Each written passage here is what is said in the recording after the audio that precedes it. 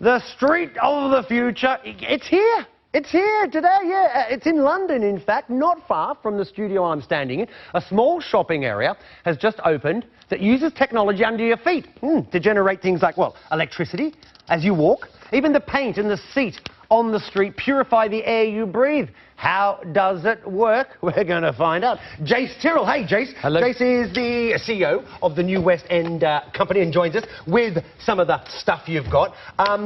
How does it work? Because, OK, we were showing this before. I've got a touchpad under here. Yes. And if I press it, does that...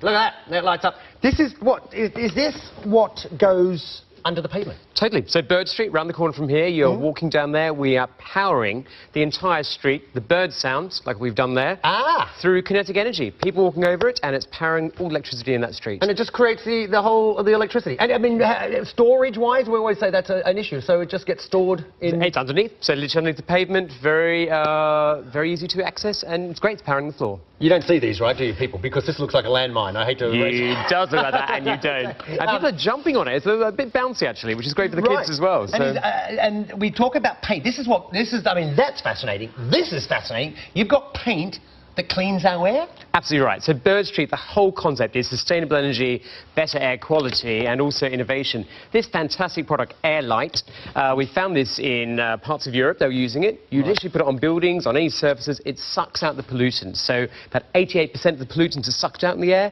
99% of bacteria. No. Fantastic. So we think the first street in London that actually has this technology, this is going to take off. So you're saying the Europeans have been using this before? We did have to borrow from my European friends. The cost effectiveness of it, though, I mean, does it pay?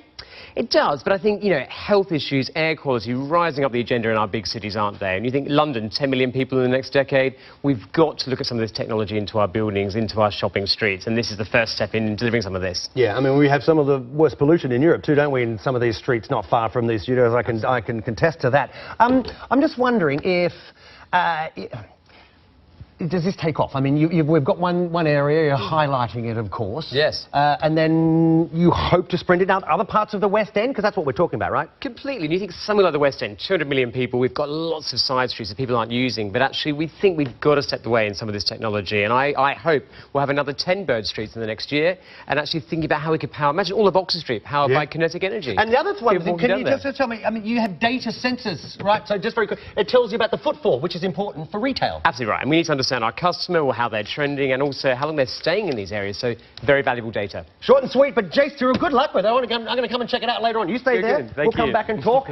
It's Friday. It's the last day of the week for the action on Wall Street. Let's just take a quick flash. It's coming up. It's coming up. We're going to start with the Dow, of course, kind of following somewhat of the trend, not necessarily in Asia, but the Dow up 0.5%. Let's take a look at the S&P. No, it's the Nasdaq. The tech-heavy Nasdaq, also up 1/3%, ending the week a little higher. A S&P 500 also up about 1/3. And let's take a look at light crude, how our American friends trade the oil, $45.27 a barrel. There you go. Be interesting to watch the energy companies with this new Trump energy policy. That's it.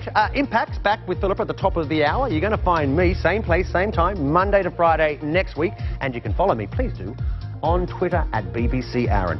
I'm going back to Jace. We're going to take a look at some smart street technology.